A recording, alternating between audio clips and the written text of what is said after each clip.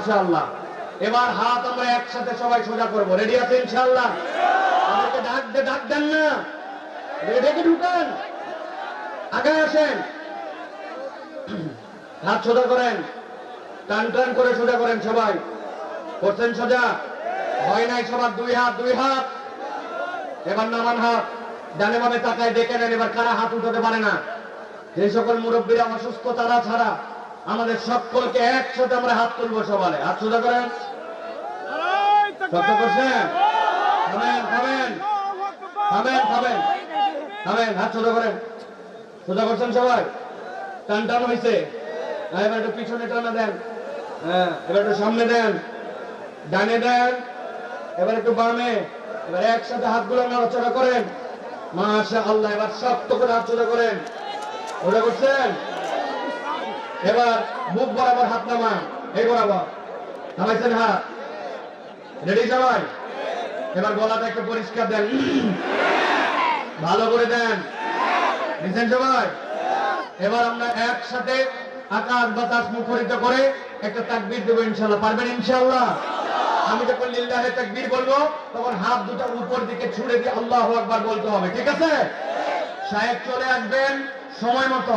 এর আগে আমি রেডি করে দিচ্ছি আপনাদের। উনি আসার পরে যেন ডানে বামে কোন রকম কোন ডিস্টার্ব নাই, আসবেন নিরিবিলি একটা মনোমুগ্ধকর পরিবেশে আলোচনা উপহার দিবেন, ঠিক আছে ইনশাআল্লাহ? একজন দাঁড়ায় থাকবে, যারা সাইডে বসে আছেন আপনাদের কাছে ধরা হবে। ওকে বসাতে পারেননি কেন আপনি? ওকে বসাতে হবে আপনাকে, ভিতরে ডেকে নিয়ে। রেডি সবাই? রেডি? দেখে এবারে তাকবীর দেন। লিল্লাহে তাকবীর, আল্লাহু আকবার, লিল্লাহে তাকবীর, আল্লাহু আকবার। আল কোরআনের আলো করে করে আলো, আল হাদিসের আলো করে করে আলো। তোমার নেতা আমার নেতা বিশ্বনবী মুস্তাফা, তোমার নেতা আমার নেতা বিশ্বনবী মুস্তাফা। আলেম ওলামা যেখানে আমরা আছি সেখানে, আল্লাহর আইন যেখানে আমরা আছি সেখানে। লিল্লাহে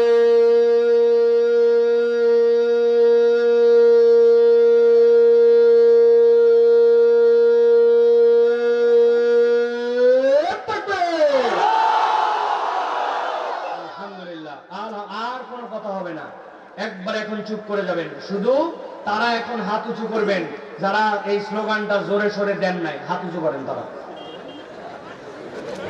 যাক আলহামদুলিল্লাহ, ইমানে ঠিক থাকেন কিন্তু। আল্লাহ রাব্বুল আমিন আমাদেরকে কবুল করবেন, আল্লাহুম্মা আমিন। প্রিয় ভাইরা, আমি দুইটা পর্বে নির্ধারিত কিছু কথা বলবো। এর প্রাথমিক পর্বে একটা জিনিস বলে দিতে চাই আমাদের ইয়াংদেরকে, যুবকদেরকে। আমাদের ইয়াংরা, আমাদের তরুণরা, আমাদের যুবকরা রাত দিন আড্ডা দাও, ঘোরাফেরা করো, অমুক তমুকের সাথে মিশো, অমুক তমুক দলের পিছে ছোট, বিভিন্ন ব্যক্তিকে অনুসরণীয় মনে করো।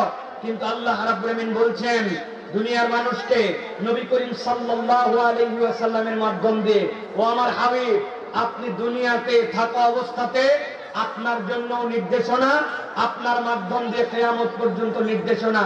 তিন শ্রেণীর মানুষের অনুসারী আপনি হবেন না, তিন শ্রেণীর মানুষের আশপাশে আপনি ইচ্ছাকৃতভাবে যাবেন না, তাদের কাছে আপনি সহবত নেবেন না। তিন শ্রেণীর মানুষকে বিচার করে, হিসাব করে তাদের থেকে বুদ্ধি খাটায় দূরে থাকতে হবে। কয় শ্রেণী? কথা বলেন। তিন শ্রেণী। আল্লাহ রাব্বুল আমিন বলছেন নবীকে, ওয়ালা তুতি মান আগফালনা কলবাহু আন যিকরিনা। এর এক শ্রেণী হচ্ছে দুনিয়ার বুকে যারা নিজেদের অন্তরকে আল্লাহর জিকির থেকে খালি করে রেখেছে। ওরা আল্লাহ রাব্বুল আলামিনের জিকির করে না, আল্লাহ রাব্বুল আলামিনের একবারও নাম নেয় না। 2 ঘন্টা আড্ডাবাজি করে, 2 ঘন্টা একসাথে চলে, 3 ঘন্টা একসাথে থাকে, সারা দিন পার হয়ে যায়, একবার ইস্তেগফার নাই, একবার মজলিস ভঙ্গের দোয়া নাই, একবার আল্লাহ আল্লাহ রাসূলকে স্মরণ করে না। বাজে কথা, বেহায়াপনা কথা, মহিলাদেরকে নিয়ে আলোচনা, নানান ধরনের বৈষয়িক আলোচনা, দুনিয়া, সব দুনিয়া, কিন্তু ওই আলোচনার মধ্যে আল্লাহ রাব্বুল আলামিনের জিকির নাই। ওই অন্তরগুলো আল্লাহর জিকির থেকে খালি। তথা ওই মানুষগুলোর কাছে গেলে আপনিও প্রভাবিত হবেন, যে আপনিও মনে করবেন নিরেট দুনিয়াদার। এই জন্য আল্লাহ বলছেন যাদের অন্তরে আল্লাহর জিকির নাই, আমাদের সম্পর্ক তাদের সাথে রাখা যাবে না। এই সাথে গেলে আমি নিজেও প্রভাবিত হব।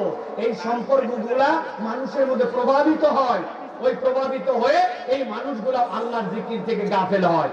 5 কথা 10 কথা পর আপনি একবার সুবহানাল্লাহ, আল্লাহু আকবার, আস্তাগফিরুল্লাহ, লা ইলাহা ইল্লাল্লাহ, আপনি ওঠার সময় মজলিস ভঙ্গের দোয়া পড়ে উঠতেছেন, আপনি ইস্তেগফার করতেছেন। 10 জনের সাথে মিশলে এই একটা হালত হয়। আর এমন বন্ধু আছে সারা দিন কামান পার করে দিলেও নামাজ পড়ার কথাও বলে না, নামাজের টাইমও দেখে না। ওই ব্যক্তির সাথে চলা মানে আপনি গাফেল হয়ে যাওয়া। অতএব আপনি কার সাথে ঘুরতেছেন এই 1 নম্বর তালিকা। আল্লাহর জিকির যার সাথে নাই, আমার সম্পর্ক তার সাথে নাই। আল্লাহর জিকির মানে আবার এটা কেবল বুঝেন না, লা ইলাহা ইল্লাল্লাহ, সুবহানাল্লাহ একজন খুব সারা দিন বলতেছে আস্তাগফিরুল্লাহ, লা ইলাহা ইল্লাল্লাহ, কিন্তু যোহরের নামাজের সময় নামাজ পড়ে না, আসরেরটা পড়ে না, মাগরিব পড়ে না। লা ইলাহা ইল্লাল্লাহ কাম হবে না, আস্তাগফিরুল্লাহ কাজ হবে না। মানে উনি মহিলাদের আলোচনা সব কমপ্লিট করে আবার আস্তাগফিরুল্লাহ বলে, কাম হবে ভাই? হবে না। অতএব সবচেয়ে বড় ইমানদারের জন্য জিকির হচ্ছে আল্লাহর ফরজ ইবাদতের পাবন্দি করা। অতএব আল্লাহর ফরজ ইবাদতের পাবন্দি করে যে আপনার সম্পর্ক তার সাথে থাকবে। ওই লোক অনেক সময় আবার আল্লাহর ফরজ ইবাদতের পাবন্দি করে, নামাজ পড়ে কিন্তু রাস্তা খায় বেড়ায়, আছে না? মানুষের জমির আল ঠেলে বেড়ায়, আছে না? বনের সম্পত্তি দেয় নাই, আছে না? আলেম ওলামারা যাদেরকে পছন্দ করেন না, আলেম ওলামাদেরকে যাদেরকে দেখতে পারে না, তাদের সাথে ওনার বিরাট দোস্তালি, এই টাইপের লোক আছে না ভাই? এইগুলা অন্তর আল্লাহর জিকিরের একটা পার্ট থেকে খালি। অতএব 1 নম্বর আল্লাহর জিকির থেকে গাফেল যারা, ইমানদারের সম্পর্ক তাদের সাথে থাকবে না। আল্লাহর নবীকে আল্লাহ বলতেছেন 2 নম্বর ওয়াত্তাবা হাওয়া, আরেক শ্রেণীর সাথে যেন আপনি সম্পর্ক রাখবেন না যারা দুনিয়ার বুকে নিজের মন পছন্দ জিন্দেগি চালায়। ইসলাম কিছু মানে, আবার ব্যক্তিগত ইচ্ছাও কিছু মানে, আল্লাহকেও মানে, আবার সমাজকেও মানে। আপনাদের এলাকায় আসেনি ভাই? ঈদের দিন বোরকা পরে না, চিন্তা করছে এত দামি জামা কাপড়, বিয়ে খেতে গেছে, ওই দিন কমিউনিটি সেন্টারে দেখার পরে বলছে বাপ রে বাপ, এই আপা কোথা থেকে আসছে, এত সুন্দর, আমাদের এলাকার তো মহিলা না। ওই মহিলা বলছে, আরে বউ কি উল্টা পাল্টা বলতেছিস, আমি তোর পাশের বাড়ির তসলিমা আপা। বলছে মানে আপনার সবসময় বোরখা পরে দেখি। বলছে 2000-3000 টাকা দিয়ে মেকআপ করছি, বিয়ের দিনে যদি বোরখা পরে আছি তাহলে আবার কি হলো? এই জন্য বোন আজকে বিয়ের দিন বোরখা পরে আসিনি, অন্য সময় আল্লাহ বাঁচালে বাজারে গেলে আমি বোরখা পরি। এরকম আসেনি? তাহলে এই যে আল্লাহকে কিছু মানলো, আবার মন যতটুকু চাইলো ততটুকু মানলো। আল্লাহ বলতেছেন যারা মন পছন্দ জিন্দেগি চালায়, আল্লাহ মানে সমাজকেও ইলাহ বানায়, আল্লাহ মানে পরিবেশকেও ইলাহ বানায়, আল্লাহ মানে আবার নিজের মন পছন্দেও চলে। আল্লাহ বলছেন এই মানুষ কখনো প্রকৃতার্থে তোমার কল্যাণকামী নয়। অতএব এই মানুষের অনুসরণ করা যাবে না। 3 নম্বরে আল্লাহ বলছেন ওয়া কানা আমরুহু ফুরুতা, আরেকটা শ্রেণী আছে ভয়ঙ্কর শ্রেণী। তারা কারা? যারা আল্লাহ রাব্বুল আলামিনের বিধানকে কেবল অমান্যই করে না, তারা অবাধ্যচারী এবং তারা এমন ধরনের উদ্যত্ত স্বভাবের যে তাদের আচার আচরণের মধ্যে ঔদ্ধত্যের প্রকাশ পায়। বুঝেন নাই আপনারা? আমি একটু বুঝাই। একজনকে বলছেন, ও ভাই চলো না ভাই, আসরের ওয়াক্ত হয়ে গেছে, নামাজটা পড়ে নিন। ও ভাই তুমি মুখে দাড়িটা রাখলে না, তোমার কত সুন্দর লাগবে। যেই না আপনি বলছেন আসরের নামাজের কথা, ও হয়তো আসরের নামাজটা ওই ওয়াক্তে পড়বে না, কিন্তু বলতেছে ভাই আসলেও নামাজটা পড়া উচিত। কিন্তু ভাইরে আমার একটু শরীরটা আজকে পরিষ্কার নাই, নামাজ পড়বো ইনশাল্লাহ, আমার তো পড়া উচিত, তুমি আমাকে ডাকছো, এই কাজটা ভালোই করছো ভাই, দাড়িটা রাখা উচিত। ভাই রাখেন না কেন? বলছে আসলে আমার এটা শয়তানি, দাড়ি রাখলে কোনো সমস্যা নাই, কিন্তু মনে যে কি অবস্থা, অচিরে আমি ইনশাল্লাহ দাড়ি রাখার চিন্তা করতেছি। এটা একটা জবাব। আর একটা শ্রেণীকে বলছেন চলো নামাজ পড়ি, চলো দাঁড়িয়ে রেখে, যখন নামাজ পড়া লাগবে তখন আমি নামাজ পড়বো, এত আমার বলার দরকার নাই, সময় হলে দাঁড়িয়ে রাখবো, এত দাঁড়িয়ে করেন কেন? আছে না ভাই? আল্লাহ বলছেন ওয়া কানা আমরুহু ফুরুতা, এক শ্রেণীর লোক আল্লাহর অবাধ্যতা এমন ভাবে করে যে তারা আল্লাহর কেবল অবাধ্যতাই করে না, বিরুদ্ধবাদী, তারা একটা আলাদা ধরনের মুড নিয়ে চলাফেরা করে। আল্লাহ বলছেন আল্লাহর হুকুম মানে না, আবার বিরুদ্ধবাদী চরিত্রের, এদের সাথে যেন সম্পর্ক রাখবেন না, এদেরকে অনুসরণ করবেন না। তাহলে আল্লাহর হুকুম মানে না, তার উপর আবার নিজের বাহাদুরি দেখায়। 2 নম্বর মন পছন্দ জিন্দেগি চালায়। 3 নম্বরে দুনিয়ার বুকে যারা আল্লাহর জিকিরের সাথে নিজেকে সম্পৃক্ত করে নাই, আল্লাহকে আল্লাহ নবী বলছেন, আল্লাহ রাব্বুল আলামিন আল্লাহ নবীকে বলছেন, এই মানুষের সাথে সম্পর্ক রাখা যাবে না। একটু হিসাব করে দেখেন আমাদের সাথে এরকম মানুষের সম্পর্ক আছে না নাই? একটু বুঝে বলেন। আপনারা একটু বুঝেন না, এই জন্য বলতেছেন আছে। আমি তো দেখতে পাচ্ছি যে এই দলের লোক আমরা সবাই আছে। আবার কি বাদ দিলে তো ওই ভেড়ার লোক বাঁচতে লাগবে কম্বল সহ উঠাও। এটা আমরা সবাই। আমাদেরকে এখন পরিবর্তন হয়ে এই 3টা দোষ যেন আমার মধ্যে না থাকে সেই চেষ্টা করতে হবে। আমার মুরব্বীরা সারা দেশে আমি ওয়াজ করি, মজার একটা আইটেম খুঁজে পাই। আমাদের মুরব্বীরা আমাদেরকে বলে, বাবা ভালো মানুষ আর না, না বাবা আগের দিন ছিল আগে, এখন ভালো মানুষ না। এখন কি সুন্দর করে বলে, আছে না হয়? এই কথা যারা বলে এরা টাটকা 2 নম্বর। 6 নম্বর প্রমাণ দেন। আমার কথা হচ্ছে ভালো মানুষ নাই। তা আপনি আমি ভালো মানুষ হয়ে গেলে তো একটা লোক আমারে খুঁজে পায়। আমি নিজে ভালো হব না, কিন্তু খালি ভালো মানুষ সারাদিন খুঁজে বেড়ায়, ঠিক না? অতএব আমাদেরকে পরিবর্তিত হতে হবে।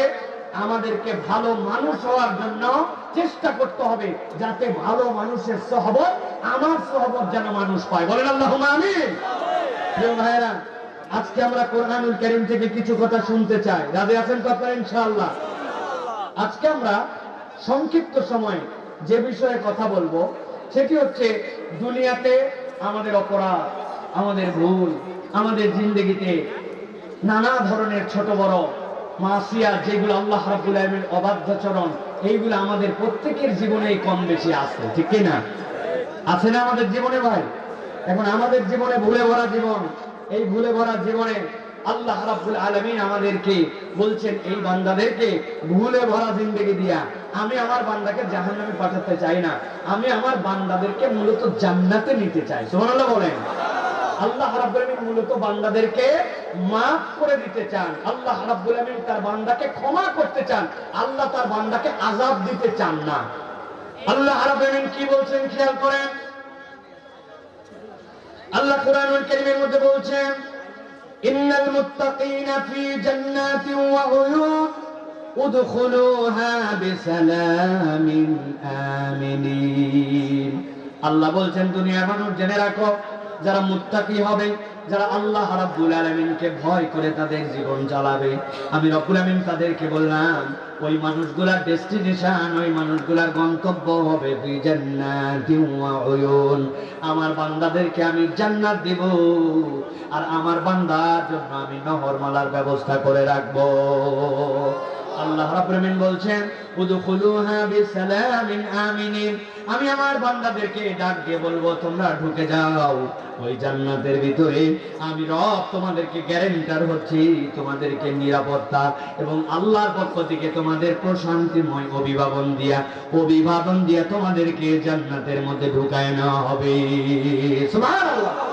আল্লাহ রাব্বুল আলামিন এরপরে বলছেন, ওয়ানাযানা মা ফি সুদুরিহিম ونزعنا ما في صدورهم من غل إخوانا।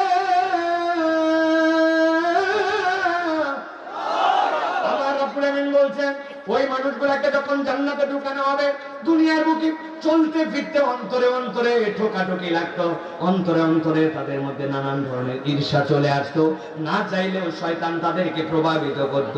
কিন্তু আল্লাহ বলছেন, ওয়ানাযানা মা ফি সুদুরিহিম, জান্নাতে ঢুকানোর পরে আমি রব্বুল আলামিন তাদের জন্য ওপেন হার্ট সার্জারি করে দেব। ওই সার্জারি করে আল্লাহ কি করবেন? আল্লাহ বলছেন, ওয়ানাযানা, আমি দূর করে দিব তাদের জন্য। কি দূর করবেন? গিল্লিন ইখওয়ানা, তাদের ভ্রাতৃত্বের মধ্যে যেই ধরনের ঈর্ষা ছিল আমি রব্বুল আলামিন দূর করে দিব। ওই জান্নাতের একজন আর আরেকজনের নিয়ামত দেখে জান্নাতের ভিতরে আর কেউ কাউকে প্রতিদ্বন্দ্বী ভাববে না। সব জান্নাতীরা ওই দিন ভাই ভাই হয়ে জান্নাতের ভিতরে থাকতে শুরু করবে। সুবহানাল্লাহ। আল্লাহ রাব্বুল আলামিন বলছেন, আলা সুরুরিন মুতাকাবিলিন, ওই মানুষগুলাকে রব্বুল আলামিন ওই জায়গায় চেয়ারের ব্যবস্থা করবেন, সামনাসামনি তাদেরকে বসায় দিবেন। আল্লাহ বলছেন লা ইয়ামাসসুহুম ফিহা নাসাবুন ওয়া মা হুম মিনহা বিমুখরাজিন। ওইখানে যাওয়ার পরে ওই মানুষগুলাকে কখনোই ক্লান্তি ধরবে না। নাসাব মানে হচ্ছে আপনার মনে হচ্ছে এটা খাইতে খাইতে আমার অবস্থা খারাপ, এটা দেখতে দেখতে আমি ক্লান্ত, ওয়াজ শুনতে শুনতে বিরক্ত। আল্লাহ বলছেন ওই জান্নাতে যাওয়ার পরে তোমার কোনো ধরনের আর ক্লান্তি আসবে না, আর আমি রব্বুল আমিন কখনোই তোমাদেরকে বের করে দিব না।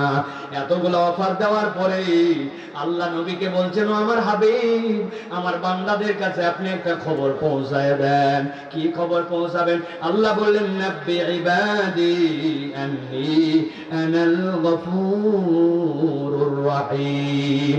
আমার বান্দাকে খবর দিয়ে দেন আমি রব হিসাবে বান্দাদের জন্য গফুর আর রহিম। সুবহানাল্লাহ। আল্লাহ রাব্বুল আমিন এর দ্বারা কি বুঝাতে চান? আল্লাহ বুঝাতে চান আমার বান্দার অপরাধ যত হোক, আমার বান্দার ভুল যত হোক, আমার বান্দা দুনিয়াতে চলতে ফিরতে যতই মিস্টেক করে বসুক, আমি তাকে জাহান্নামে নেওয়ার জন্য সৃষ্টি করি নাই, আমি তাকে জান্নাতে নিতে চাই। আর আমি আমার বান্দাকে আল্লাহর পক্ষ থেকে আল্লাহ জানাই দিতে বলেছেন তার জন্য আমি রহিম আর তার জন্য আমি গফুর। সুবহানাল্লাহ। এখন আল্লাহ তো গফুর, আল্লাহ তো রহিম। আল্লাহ রাব্বুল আলামিন নবীকে বলছেন বান্দাদের কাজ কি হবে? ওই গফুরের কাছে আপনার কাজ কি হবে, আমার কাজ কি হবে? গভীর মনোযোগ, ঠান্ডা মাথায় খেয়াল করেন।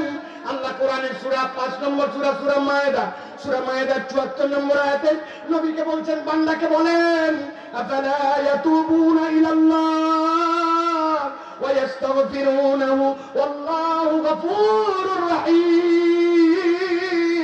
আমার বান্দা কি আমার কাছে একটু ফেরত আসবে না? আমার বান্দা কি আমার কাছে একটু ক্ষমা চাবে না? আল্লাহ বুঝাতে চান যেই বান্দা আল্লাহর কাছে ফেরত আসবে আর যেই বান্দা আল্লাহর কাছে ক্ষমা চাইবে ওই বান্দা তার রবকে গফুরুর রহিম রব হিসাবে পেয়ে যাবে। আল্লাহ বান্দাকে ক্ষমা করে দিতে যান। এই জন্য আল্লাহ বলছেন নবী আপনি আপনার উম্মতকে আরো সান্ত্বনা দিয়ে যান। কুল ইয়া ইবাদিয়াল্লাযীনা আসরাফু আলা আনফুসিহিম লা তাকনাতু মির রাহমাতিল্লাহ। ও আমার নবী আপনি বলেন কুল ইয়া ইবাদি, ও আমার বান্দারা, আল্লাযীনা তোমরা যারা আসরাফু বাড়াবাড়ি করে ফেলেছো, আলা আনফুসিহিম তোমাদের অন্তরের উপরে, তাদের অন্তরের উপরে, লা তাকনাতু কখনো নিরাশ হয়ে যেও না মির রাহমাতিল্লাহ আল্লাহর দয়া থেকে। আল্লাহ নিজেই নিজেকে জানাচ্ছেন ইন্নাল্লাহ ইয়াগফিরুয যুনুবা জামিআ। ও বান্দা তোর গুনাহ কত আমি আল্লাহ জানাই রাখলাম, ইয়াগফিরুয যুনুবা জামিআ তোর যত গুনাহ যিনি ক্ষমা করে দিতে পারেন তিনি হচ্ছেন গাফফার। সুবহানাল্লাহ। আল্লাহ নিজের পরিচয় গফুর দিয়েছেন, কিন্তু আল্লাহ গাফফার বলেছেন ফাআল থেকে। এইটার ব্যাখ্যা হচ্ছে বান্দা যতবার অপরাধ করে আল্লাহর কাছে যতবার ক্ষমা চাইতে পারে তার থেকে বেশি যিনি ক্ষমা করতে পারেন তিনি হচ্ছেন আপনার আমার রব গাফফার। আল্লাহ রাব্বুল আমিন এই জন্য বান্দাদের জন্য বলছেন বান্দা তোমার কাজ কি বান্দা জানো? ওয়া আনিবু ইলা রাব্বিকুম ওয়া আসলিমু লাহু। বান্দা তোর কাজ বেশি কিছু না, দুইটা কাজ। ওয়া আনিবু তোর রবের সাথে তুই সম্পর্ক জুড়ায় রে, তোর রবের কাছে তুই ফেরত চলে আয়। ওয়া আসলিমু আর রবের কাছে তুই আল্লাহর কাছে তুই মাথা নত কর, সারেন্ডার হয়ে যা। আল্লাহ বলছেন মিন ক্বাবলি আন ইয়াতিয়াকুমুল আযাব, আমার আযাব যদি চলে আসে তথা তোমার রূহ কবজের সময় যদি চলে আসে এর আগ মুহূর্ত পর্যন্ত বান্দা যদি তুমি আল্লাহর কাছে ফেরত আসো আর তার কাছে আত্মসমর্পণ করো আল্লাহ বলছেন তোমার সবগুলা কবুল। কিন্তু যদি তোমার কাছে ওই আযাব চলে আসে সুম্মা লা তুনসারুন আর তোমার সাহায্য করার মতো কেউ থাকবে না। অতএব আল্লাহ বুঝাতে চান বান্দা বয়স মেপে অপেক্ষা করে কখন আল্লাহর কাছে ফেরত এসো না। আল্লাহর কাছে অপরাধ হওয়ার সাথে সাথে যেই বান্দা ফেরত আসে আল্লাহ ওই বান্দার প্রতি রাগ করেন না, ক্ষমা করে দেন। এই কয়েকটা আয়াতের আলোকে আমরা ছোট্ট একটা সিদ্ধান্তে আসবো। আমি জানি তারপরে আপনাদের কাছ থেকে জানার নিয়তে বলি যে আমরা আসলে জান্নাতে যেতে চাই না চাই না? জোরে বলার দরকার নাই, কিন্তু মুখ দিয়ে বলেন চাই না চাই না? চাই। দুই নম্বর জিজ্ঞাসা হচ্ছে, জান্নাতে যেতে চাই কিন্তু ছোট বড় জানা অজানা ইচ্ছায় অনিচ্ছায় আমাদের শয়তানের প্ররোচনায় মানব শয়তানের প্ররোচনায় আমাদের জীবনে গুনাহ আছে না নাই? জিজ্ঞাসা করে আছে না নাই? এখন এই গুনাহ খাতা নিয়ে জান্নাতে যাওয়া যাবে তো না। তাহলে কি করতে হবে? আল্লাহর কাছে আমাদের ক্ষমা নিতে হবে, ঠিক কি না? আমি আপনাদের কাছে দ্বিতীয় পর্বে যেটা বলতে চাই, ক্ষমা আমরা সকলেই চাই, কিন্তু ক্ষমা প্রাপ্তির উপায় কি? কোরআন সুন্নাহর আলোকে স্পেসিফিক আমরা ক্ষমা চাই, কিন্তু ক্ষমা প্রাপ্তির উপায়টা কি? আমি আপনাদের কাছে সংক্ষিপ্ত সময়ে আজকে বলে দিতে চাই। কোরআন সুন্নাহর আলোকে মানব জীবনে সর্বনিম্ন ক্ষমা প্রাপ্তির উপায় হচ্ছে 5টা। কয়টা? সবাই বলেন নাই, আরেকবার হাতগুলা নিচে নামান, এরকম করে রেডি হবেন সব হাত, এভরিবডি, ছোট হন বড় হন। আমি জিজ্ঞাসা করব, সর্বনিম্ন আল্লাহর কাছে ক্ষমা প্রাপ্তির উপায় কয়টা? হাত তুলে সবাইকে দেখাতে হবে 5টা। সর্বনিম্ন আল্লাহর কাছে ক্ষমা প্রাপ্তির উপায় কয়টা? 5টা। সব হাত ওঠে নাই, আরেকটা চান্স দিলাম, হাত নামান। ক্ষমা প্রাপ্তির উপায় কয়টা? 5টা। আরেকবার চান্স দেব, হাত নামান। একসাথে কয়টা? 5টা। আলহামদুলিল্লাহ, 5টা উপায়। আমি আপনাদের কাছে প্রাথমিকভাবে 2টা উপায়ের কথা আগে বলি, ভালো করে খেয়াল করবেন। এইগুলো আমাদের আমলের জন্য দরকার। আল্লাহ রাব্বুল আলামিন যেন আমাদেরকে তার ক্ষমাপ্রাপ্ত বান্দাদের অন্তর্ভুক্ত হওয়ার তৌফিক দান করেন। আল্লাহ রাব্বুল আলামিন বলছেন, নবী আপনি জানায় রাখেন, বান্দা যদি আল্লাহর কাছে ক্ষমা পেতে চায়, 1 নম্বরে